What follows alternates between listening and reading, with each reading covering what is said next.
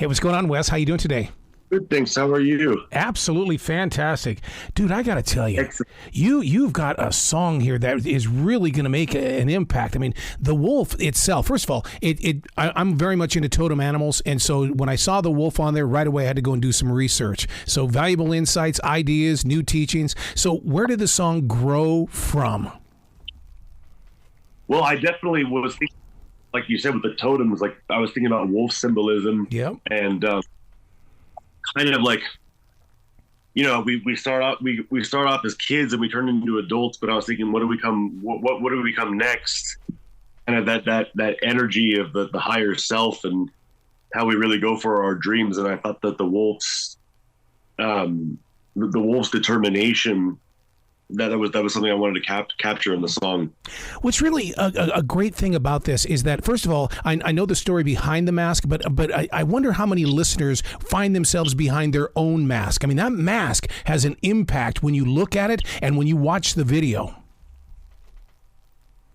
That mask is definitely, it's an intense, kind of a very ominous and just powerful looking piece that this artist in LA,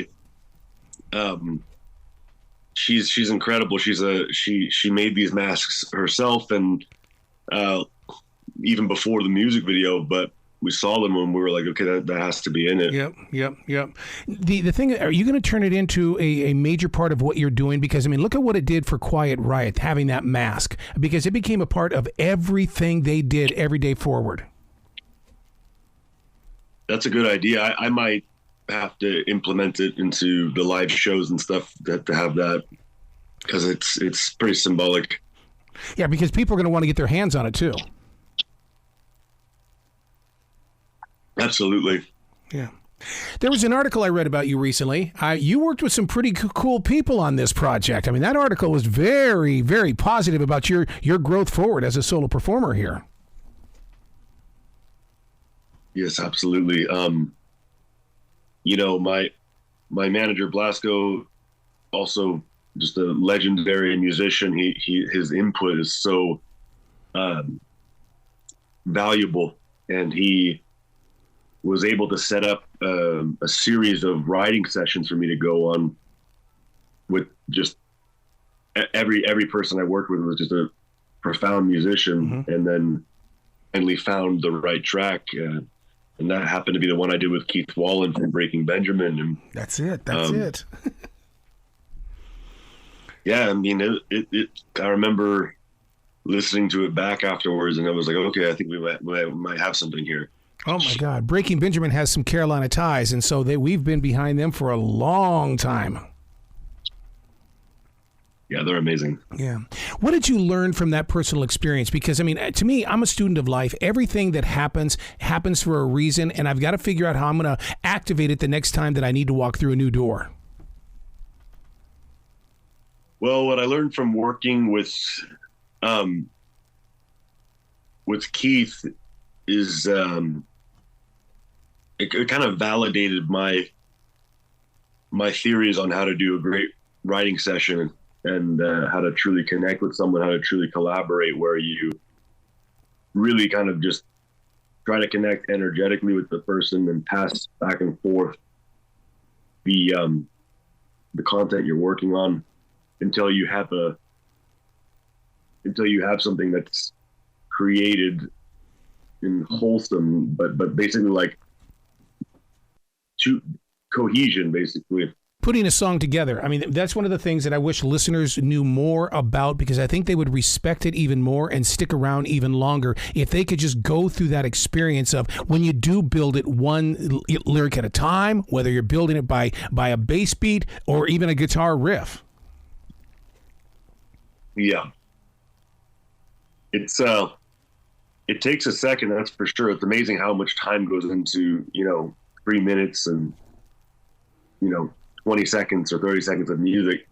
But I really like to, and I love collaborating one-on-one with someone, or, three-way collaboration. Mm-hmm. I didn't really like too much doing a writing session with like 6 guys. That was that could get a little convoluted and complex. But the I really feel like I think it's what I learned, to go back to your question with what I really learned is like that two people can really, or more, you can really see the same thing conceptually. Like it's almost like two people are looking into the same world and can really put both of their stylization and both of their personalities into it. Yeah. In watching the video, there's a story there. There's something that really draws you in to where it's very, very Alice Cooper-esque kind of glam rock about it. Is that the feel that you were trying to reach? Because there's definitely a story going on inside that video. I think so. I think, especially because the wolf representing the higher self, I wanted to show the person. I wanted to show him and it was perfect that this restaurant, Le Grand, allowed us to shoot there, because it needed to look opulent and like it was, an upscale, elevated kind of environment. Whereas the character that represents the same character as his lower self, he was coming right off the streets and just completely distressed and destitute. But the thing is that people could see themselves in it, because when you're behind that mask, I mean, and you're just staring at your eyes, it's like people are going, my God, I've seen that same exact look inside my eyes when I'm in the bathroom. Yeah, absolutely. It's and that's definitely what I wanted, was to have everyone that watches it kind of, if they watch it while they're aware of the philosophy of the song about being the dichotomy of the higher and lower self that exists within all of us, it can be much more powerful than, far more powerful than it would be when they just watch it without knowing. It's because I'm really trying to tell people that we really do have a part of us that can just give up, and absolute greatness and glory that can literally achieve anything. Anything they desire. Yeah, to get them to that level, though, I'm a daily writer. I've been doing that since July of 1994, and it's learning to ask the questions and question the answers to a self. But too many times, I think that creative people will ask other people what their opinion is, and then base their entire process on what they said and not what you're truly feeling inside. Yes, most definitely. Yeah.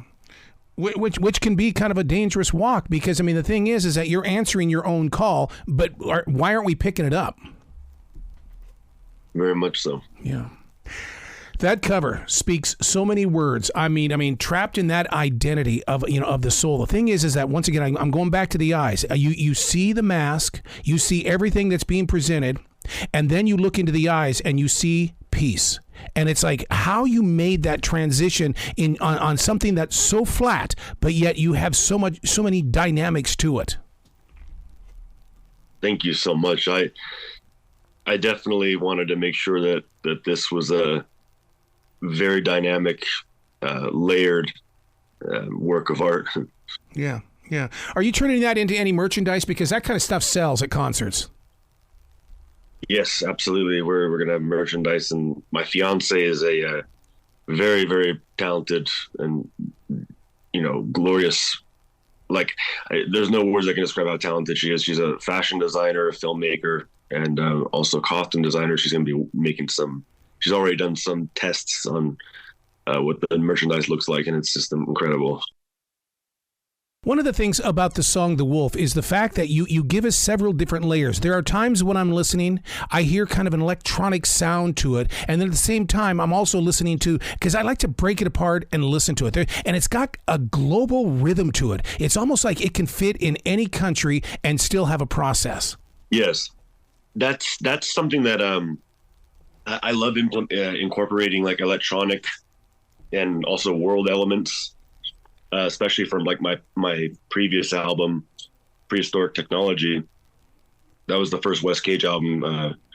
Prehistoric Technology had a lot of like industrial or dance sections, electronic sections, and kind of world sections. And I I'm very glad that that also found its way in the Wolf, because for some reason I love the polyrhythms that are created when you have and electronic beats as well, or just the sound that you can get with some of the synthesizers and stuff like that. So does that all come in post-production, or is that something that you do before you go into production, saying, okay, we're going to lay it out, but then as we build it, we're going to make sure that this is put in? It's a little bit of both. We'll make sure that there's something that, I'll make sure that there's something that I really think should be involved in the song at first, but then also in posts, some great ideas get put in as well, whether that's from, like Blasko will put his spin on things and really make it sound awesome too. You're taking it from the studio to a live stage. Are you going to do that by taking a track out there with you, or are you going to have some keys up on that stage? Well, I'm thinking for this one live, I would be going to the piano or keyboard. Oh, yeah. A couple times. So like with the intro, I'd play the intro, and then for the solo, I would go and play that as well. But then, after those two sections, I would stand up and go straight for the mic. You seem to be that type of person that goes, okay, this is a big stage. I'm going to play on this entire stage. Enjoy the ride. Enjoy this journey, because you're going home with something. Definitely. I love to be as theatrical and as make it the performance as epic as possible. What are the light shows like? Because I'm a light show freak. Well, light show wise, I'm definitely seeing blue for this. Love something like that. Plus, I love when the drummer has the. I think when you can trigger the drums to be connected to the lights too, to where. Cool. Yeah. Now, what kind of a tour are you planning? Are you out on it right now, or are you planning for it for later on this fall and winter?